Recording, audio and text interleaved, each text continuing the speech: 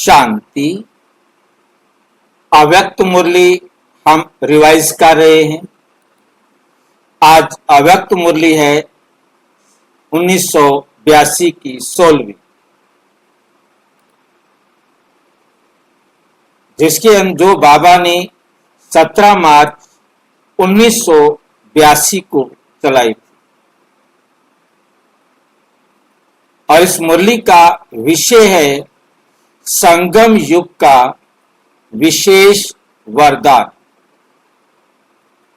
और वो वरदान क्या है संगम युग का? जो बाबा ने हम सबको वरदान दिया है वो वरदान क्या है? अमर भाव।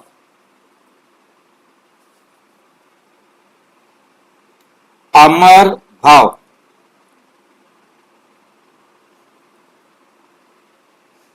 वरदान है अमर भाव।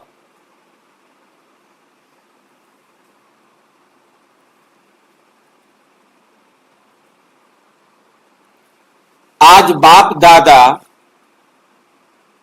अपने कल्प कल्प की अधिकारी आत्माओं को देख रहे हैं। कौन कौन श्रेष्ठ भाग्य के अधिकारी बने हैं? कौन कौन श्रेष्ठ भाग्य के अधिकारी बने हैं?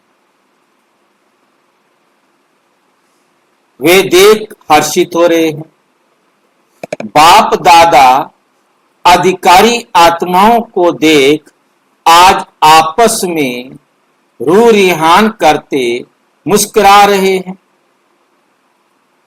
आपस में बाबा क्या करते हैं? रू रिहान करते हैं, फिर मुस्कुराते भी हैं। हम कैसे देखें उनका मुंह कैसा होगा? कैसा होगा भी आपको दिखाई दे, मुस्कुराहट दिखाई दे रही है। दोनों बाबा आपस में बैठकर रू रिहान कर रहे हैं और मुस्कुरा रहे हैं। कैसे मुस्कुराते होंगे? हमने उनका मुंह तो देखा नहीं। आत्माएं भी मुस्कुराती हैं। अब हम इतनी आत्मा का अनुभव नहीं कर पा रहे हैं कि आत्माएं कैसे मुस्कुराती हैं। कैसे मुस्कुराती होंगी समझ ले में, बस कोई तो रूप होगा ही।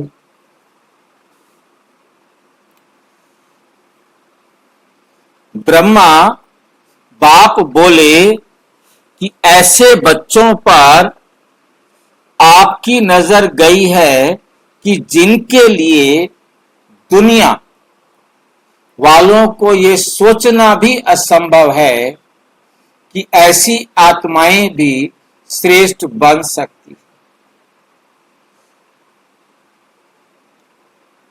ब्रह्मा बाबा शिव बाबा को कह रहे हैं आपकी नजर ऐसी आत्माओं पर गई है जो दुनिया वाले सोचते हैं कि ये आत्माएं श्रेष्ठ बन सकती।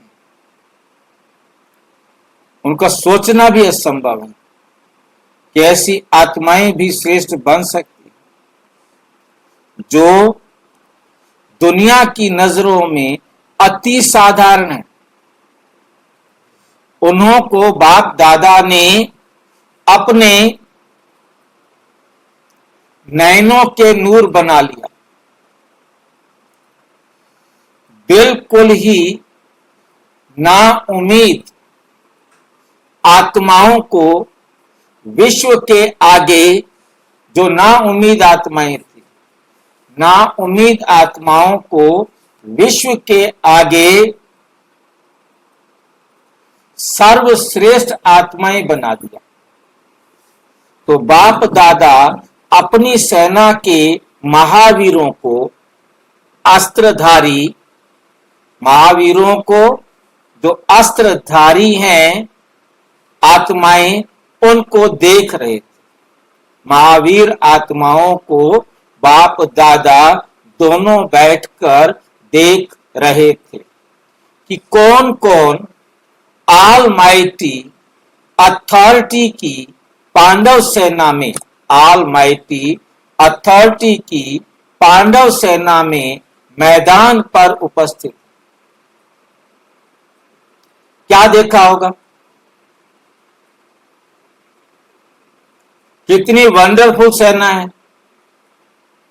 सेना कितनी वंडरफुल है। दुनिया के हिसाब से अनपढ़, दुनिया के हिसाब से क्या है? अनपढ़ दिखाई देते हैं, लेकिन पांडव सेना में टाइटल मिला है,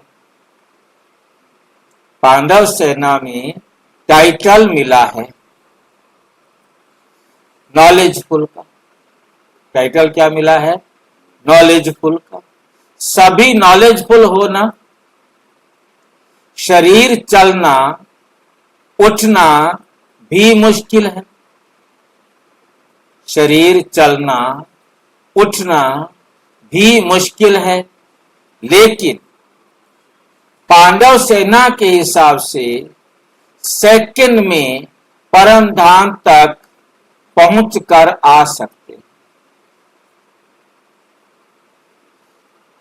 पांडव सेना के हिसाब से सेकंड में परम धाम तक पहुंचकर आ सकते हैं। वे तो एक हिमालय के ऊपर झंडा लहराते, वो तो क्या करते हैं? हिमालय पर एक झंडा लगाते। लेकिन शिव शक्ति पांडव सेना ने क्या किया? तीनों लोकों में अपना झंडा लहरा दिया। बस वो तो एक हिमालय पर जाकर के झंडा लहराते हैं, कहते हैं हमने जी हिमालय पर झंडा लगा दिया, और ब्रह्मा कुमारियों ने क्या किया? तीनों लोकों में झंडा लगा दिया। परम धाम में भी झंडा लगा दिया, सूक्ष्म वतन में भी झंडा लगा दिया, और इस स्थूल दुनिया में भी झंडा लगा दिया। और हम तो लगाते हैं बुद्धि के हिसाब से, वो तो ज्यादा प्रैक्टिकल के हिसाब से। भोले भाले बाबा के बच्चे कैसे हैं? भोले भाले, लेकिन ऐसे चतुर सुजान हैं, ऐसे परम धाम में झंडा कैसे लगाएंगे? ये शिव बाबा से पूछना पड़ेगा। अब आपने तो पूछ लिया, मैं क्या करूं? क्योंकि झंडा वही भाई साहब हमारे सामने बैठे हुए हैं, वो कहते हैं भाई हमारा तो सूक्ष्म झंडा है, हमारा कोई स्थूल झंडा तो है नहीं। क्योंकि जहां हम भी हिमाचल पे लगा सकते हैं, हिमालय में। हाँ जी, हम लगा सकते हम लगा सकते हैं हैं बैठे बैठे ही। हमारा तो सूक्ष्म झंडा है, हम उड़ के जाएंगे और झंडा लगा के आ जाएंगे। वो किसी और को तो दिखाना नहीं है हमने। आपने तो पड़ेंगे। लास्ट में जाते हैं ना, बीच में तो कोई जाके आ ही नहीं सकता ना। जाते हैं तो बाबा के साथ बाराती बन के जाते नहीं, हमारा तो हम रोजाना जा सकते हैं, परम धाम तो हर टाइम जा सकते हैं। बाबा कहते परम धाम में तो जा सकते हो, पर तो जाने की आपकी कैपेसिटी चाहिए। एक बुद्धि से जाना होता है और एक प्रैक्टिकल जाना होता है। हमने तो बुद्धि का झंडा लगाने जाना है ना, हमने प्रैक्टिकल झंडा तो लगाने जाना नहीं है। बुद्धि भी नहीं है, वो तो कई बार गिर पड़ते हैं, हाँ, बर्फ से दब जाते हैं। दब जाते हैं। यहाँ कोई रिस्क नहीं है, कोई खतरा नहीं है, कोई बर्फ नहीं, कोई ठंडी हवा नहीं थी, गर्म हवा नहीं, तूफान नहीं। गर्भ पुराण में तो गपोड़े लिख रखे हैं, लूहें चलती हैं, बर्फ के तूफान चलते हैं, है नहीं, और क्या क्या लिख रखा है। हमारे लिए परम धाम जाना बस एकदम साइलेंस में गए तो परम धाम, संकल्प रुके तो हम परम धाम में पहुंच गए। बस हमने अपने को लायक बनाना, परम धाम के जाने की, पावन बनाना, ताकि हम कम से कम टाइम रुके और जल्दी से जल्दी वहां से यहाँ आ जाए। ऐसे चतुर सुजान हैं जो विचित्र बाप को भी अपना बना लिया। इतने चतुर सुजान बच्चे हो कि आपने विचित्र बाप को भी अपना बना लिया। तो ऐसी सेना को देख बाप भी और दादा भी मुस्कुरा रहे थे। कैसे बच्चे हैं, इन्होंने हमें अपना बना लिया। कितना मक्खन लगाता है, सारा मक्खन का पता नहीं कटोरा बाल्टी टब क्या कहे इतना उठा के लाता है, सारे बच्चों को मक्खन लगा देता है, खा लो बच्चे जितना खाना है। चाहे देश में चाहे विदेश में सच्चे ब्राह्मण फिर भी साधारण आत्माएं ही।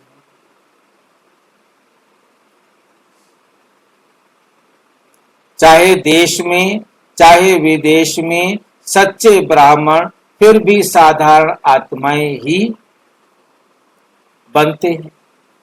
जो वर्तमान समय के वीआईपीज गाए जाते, वीआईपीज गाए जाते, सबकी नजरों में है, सबकी नजरों में है, लेकिन बाप की नजरों में कौन है? बाप की नजरों में कौन है? वे नामी ग्रामी कल युगी आत्माओं द्वारा स्वार्थ के कारण गाए जाते व माने जाते हैं, गाए जाते व माने जाते हैं। उन्हों की अल्पकाल की कल युगी जमाने की महिमा है, अभी अभी महिमा है, अभी अभी नहीं, अभी अभी महिमा है, अभी अभी नहीं है। लेकिन आप संगम युगी पांडव सेना के पांडव और शक्तियों की महिमा सारा कल्प ही कायम रहती है, क्योंकि अविनाशी बाप के मुख द्वारा जो महिमा गाई जाती है वह अविनाशी बन जाती, अविनाशी बन जाती है। तो कितना नशा रहना चाहिए? जैसे आजकल की दुनिया, जैसे आजकल की दुनिया में नामी ग्रामी श्रेष्ठ आत्मा जिनको गुरु के रूप में मानते हैं, वे भी अगर कोई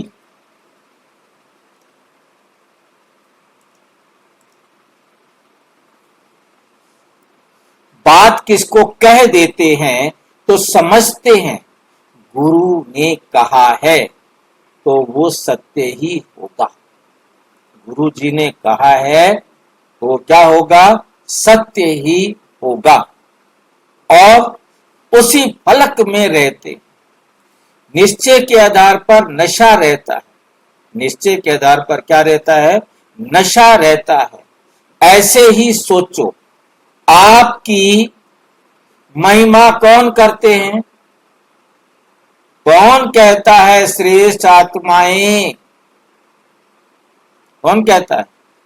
तो आप लोगों को कितना नशा होना चाहिए? स्वयं भगवान आकर कहते हैं श्रेष्ठ आत्माएं, कितना नशा होना चाहिए? वरदाता कहो, विधाता कहो, भाग्यदाता कहो, ऐसे बाप द्वारा आप श्रेष्ठ आत्माओं को कितने टाइटल मिले हुए हैं? दुनिया में कितने भी बड़े बड़े टाइटल हों, लेकिन आप श्रेष्ठ आत्माओं के एक टाइटल के आगे वे अनेक टाइटल्स भी कुछ नहीं है। ऐसी खुशी रहती है, ऐसी खुशी रहती है। संगम युग का विशेष वरदान कौन सा है? संगम युग का विशेष वरदान कौन सा है? अमर बाप द्वारा अमर भव। कौन सा वरदान है? अमर बाप द्वारा अमर भव। संगम युग पर ही अमर भव का वरदान मिलता है। इस वरदान को सदा याद रखते हो। नशा रहता है, खुशी रहती है, याद रहती है, लेकिन अमर भाव के वरदानी बने हो। ये पूछ रहे, अमर भाव के वरदानी बने हो। जिस युग की जो विशेषता है, उस विशेषता को कार्य में लगाते हो। पूछ रहे, जो विशेषता है संगम युग की, वो विशेषता अपने कार्य में लगाते हो। अगर अभी यह वरदान नहीं लिया तो फिर कभी भी ये वरदान मिल नहीं सकता, फिर कभी भी ये वरदान मिल नहीं सकता। इसलिए समय की विशेषता को जानकर सदा ये चेक करो कि अमर भाव के वरदानी बने, अमर भाव के वरदानी बने हैं। अमर कहो, निरंतर कहो, इस विशेष शब्द को बार बार अंडरलाइन करो। इस लाइन, इस बात को क्या करो, अंडरलाइन करो।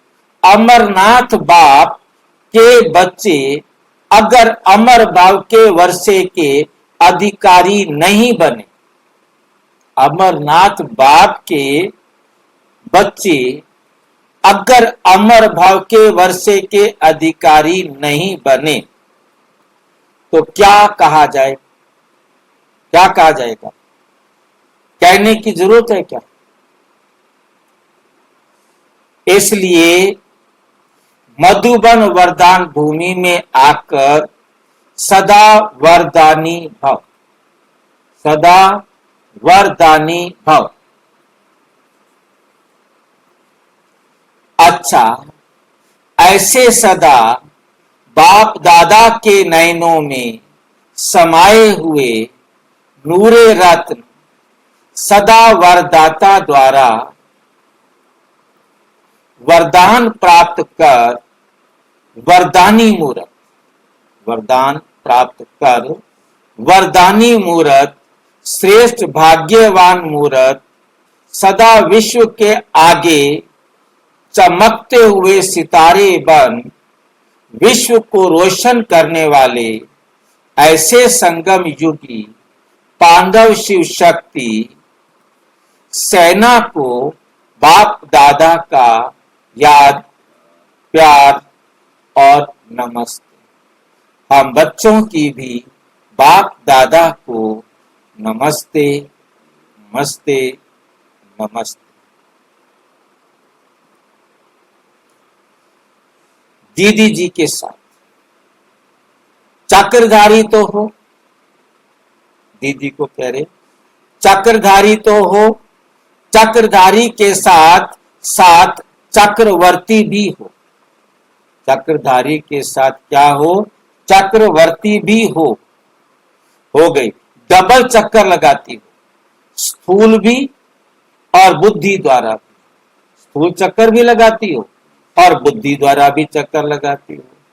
चक्रधारी सदा सर्व को वरदानों की नजर से, वाणी से, कर्म से, वरदानों से झोली भरते रहते। इसे वरदानों की नजर से, नजर ही ऐसी वरदानी होती है जिसमें आपकी नजर में ही हर एक आत्मा का कल्याण समाया हुआ है। आपकी दृष्टि से ही उनको लगता है कि ये हमारे कल्याण के लिए ही। तो वर्तमान समय विधाता के बच्चे विधाता हो, वह वरदाता बाप के बच्चे वरदानी मूरत हो। वरदाता बाप के बच्चे वरदानी मूरत हो। ज्यादा क्या पाठ चलता है, दाता का या वरदाता? पाठ किसका चलता है? दाता का चलता है या वरदाता का? दाता वही वरदाता ही है। नहीं, दाता ही वरदाता है। कौन बताएगा? दाता वरदाता में क्या अंतर है? दानी, महादानी और वरदानी, इन तीनों में क्या अंतर है? दानी, महादानी और वरदानी, कौन बताएगा? दानी वो होता है भाई जी जैसा मिला वैसे ही। दानी वो होता है उसने जैसा लिया वैसा दे दिया। महादानी थोड़ा सा जैसे स्कूल का एक बच्चा है, टीचर बच्चे को खड़ा करता है, चल भी खड़ा हो, पाठ सुना। अब उसने पाठ सुना दिया, उसने पाठ जो सुनाया वो जो पढ़ा और वो सुना दिया, वो हो गया दानी। वरदाता अनुभव के साथ महादानी, करके बता देता है, महादानी क्या होगा? थोड़ा डिस्क्राइब करके बता देता है, थोड़ा जो हाँ। खुद अनुभव करके अनुभव करके अपने अनुभव से समझाता है। वो प्रैक्टिकल करके समझाएगा। वरदाता जो है वो कैसे करेगा? दिखाएगा प्रैक्टिकल। प्रैक्टिकल करके बताएगा। प्रैक्टिकल करके दिखाए, उसको सारा कुछ अच्छी तरह प्रैक्टिकल करके समझा देगा। जैसे हमने एग्जाम्पल समझा हुआ है कि किसी को हलवा बनाने की रेसिपी मिल गई है, उसने रेसिपी पढ़कर सुना दी या कागज पकड़ा दिया, ये ले भी हलवा बना लिया, ऐसे ऐसे बनता है। दूसरे ने खुद हलवा बनाया और उसको बताया ऐसे बनता है हलवा। ये बातें ध्यान रखनी होती है। जिसने बनवाया खिलाया, आप भी खाया, उसको खिला दिया। उसको अपने पास खड़ा होकर सारी बातें बताई, ये पानी कम हो जाएगा तो, पानी ज्यादा हो जाएगा तो, कच्चा रह जाएगा तो, मतलब एक एक छोटी छोटी बातें भी सारी समझा दी और प्रैक्टिकल हलवा बना के दिखा दिया। और जो अनुभवी बन गया वरदाता कहते हैं। महादानी की या वरदानी का दोनों ही पाठ चलता है। वे दोनों में से विशेष एक पार्ट चलता है। लास्ट पार्ट कौन सा है? लास्ट पार्ट कौन सा है? विधाता का या वरदानी का। वरदान लेना तो सहज है, लेकिन देने वाले को इतना प्राप्ति स्वरूप की स्टेज पर स्थित रहना पड़े। लेने वाले के लिए वरदान एक गोल्डन लॉटरी है, क्योंकि लास्ट में वे ही आत्माएं आएंगी जो बिल्कुल कमजोर होंगे। समय कम और कमजोर ज्यादा, समय कम और कमजोर ज्यादा, इसलिए लेने की भी हिम्मत नहीं होगी। जैसे किसका हार्ट बहुत कमजोर हो और आप कितनी भी बढ़िया चीज दो, लेकिन वे ले नहीं सकता।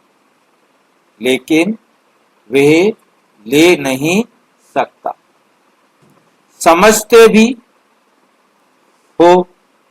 भी हैं कि बढ़िया चीज है, लेकिन ले नहीं सकते। ऐसे लास्ट आत्माएं सब बातों में कमजोर होंगे, इसलिए वरदानी का पाठ ज्यादा चलेगा।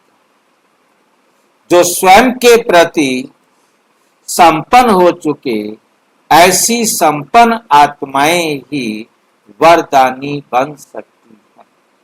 संपन्न बनना ये है वरदानी स्टेज। अगर स्वयं प्रति कुछ रहा हुआ होगा तो दूसरों को देखते भी स्वयं तरफ अटेंशन जाएगा और स्वयं में भरने में समय लगे। इसलिए स्वयं सर्व प्राप्तियों से संपन्न होंगे तब वरदानी बन सकेंगे। अच्छा, पार्टियों के साथ मुलाकात। सच्चे ब्राह्मण के तकदीर की लंबी लकीर 21 जन्मों के लिए। सच्चे ब्राह्मणों के तकदीर की लंबी लकीर कितनी लंबी है? 21 जन्मों के लिए। कितने भाग्यवान हो जो भगवान के साथ पिकनिक कर रहे हो। भगवान के साथ क्या कर रहे हैं? पिकनिक। ऐसा कब सोचा था कि ऐसा दिन भी आएगा जो साकार रूप में भगवान के साथ खाएंगे, खेलेंगे, हंसेंगे, बैठेंगे, क्या क्या करेंगे, ये स्वप्न में भी नहीं आ सकता। लेकिन इतना श्रेष्ठ भाग्य है जो साकार में अनुभव कर रहे हैं।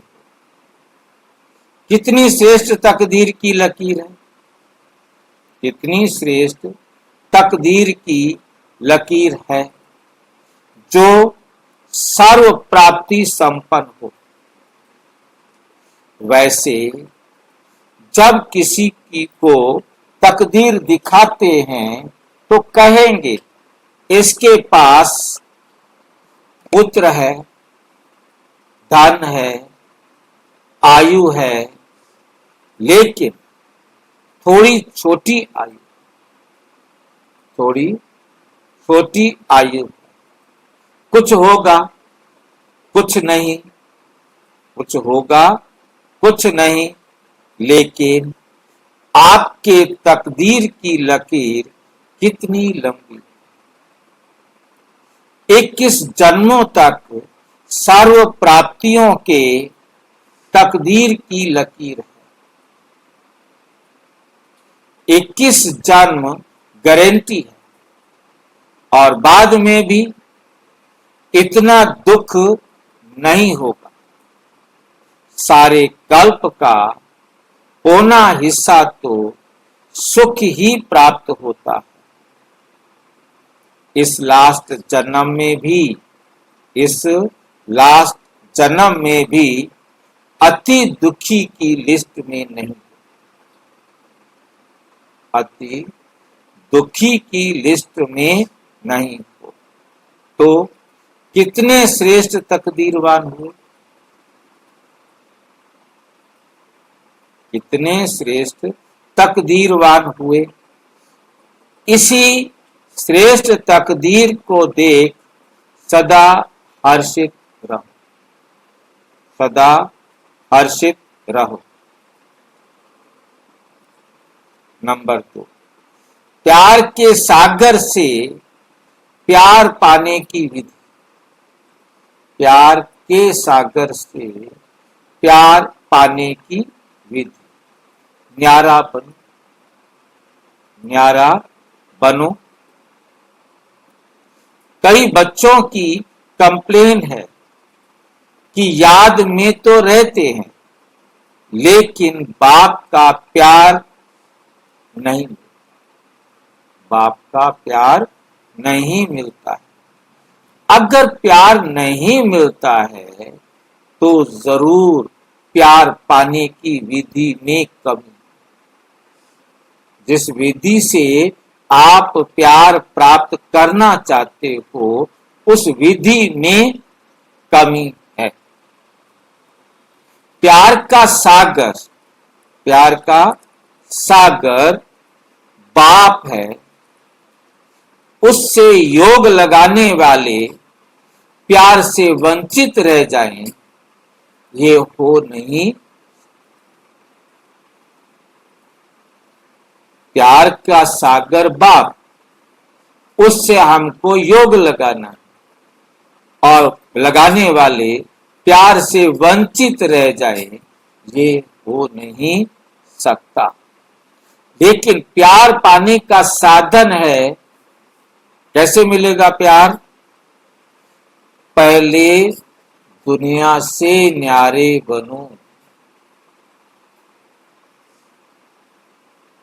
बाकी सारी दुनिया को त्याग दो। ये हम कैसे करें भाई? इतनी बड़ी मुसीबत बाबा डाल दी, सारी दुनिया से न्यारे बनो। माँ बाप भाई बंधु परिवार जो भी दुनिया में दिखाई देता है उससे न्यारे बनो। अब ये हम करें कैसे? तो हम कर ही नहीं सकते। कर सकते? बोलो भाई, अब बताओ, पढ़ना है स्कूल में, छुट्टी करे? अगर हम चाहें तो बुद्धि से कर सकते हैं भाई जी। चाहे बुद्धि से तो, करना है। चाहे तो मतलब हम चाहते नहीं है, हमारी गलती है। गलती हमारी है सारी।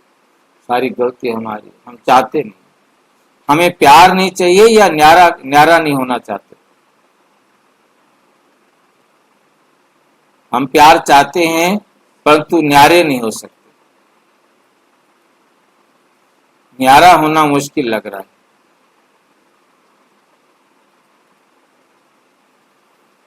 भाई जी, ऐसे भी होता है कि कभी न्यारे हो जाते हैं, कभी प्यार हो जाते हैं, बीच में युद्ध चलता रहता है। ये युद्ध चल रहा है। हाँ जी। जब तक देह से, जब तक देह से व देह के संबंधियों से न्यारे नहीं बने हो तब तक प्यार नहीं मिलता।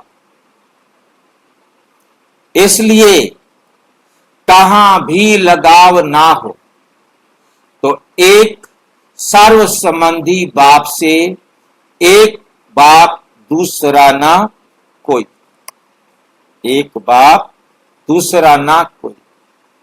ये सिर्फ कहना नहीं लेकिन अनुभव करना है। खाओ पियो सोवो, बाप के प्यारे अर्थात जग से न्यारे बन।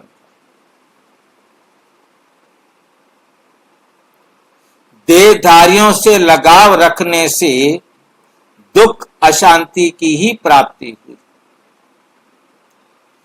जब सब सुन चख लिया, देख लिया, तो फिर उस जहर को दोबारा कैसे खा सकते? इसलिए सदा न्यारे और बाप के प्यारे बनो। सदा न्यारे और बाप के प्यारे बनो। नंबर 3, मेहनत से छूटने की विधि। मेरापन समाप्त करो। मेरापन क्या करो? समाप्त करो। मेहनत से छूटना है तो मेरापन समाप्त करो। बाप सभी बच्चों को मेहनत से छुड़ाने आए। आधा कल्प बहुत मेहनत की, अब मेहनत समाप्त।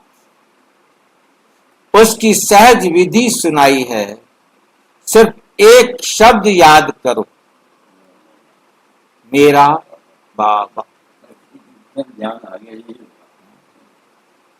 मेरा बाबा कहने में कोई भी मेहनत नहीं। मेरा बाबा कहो तो दुख देने वाला मेरा मेरा सब समाप्त हो जाएगा।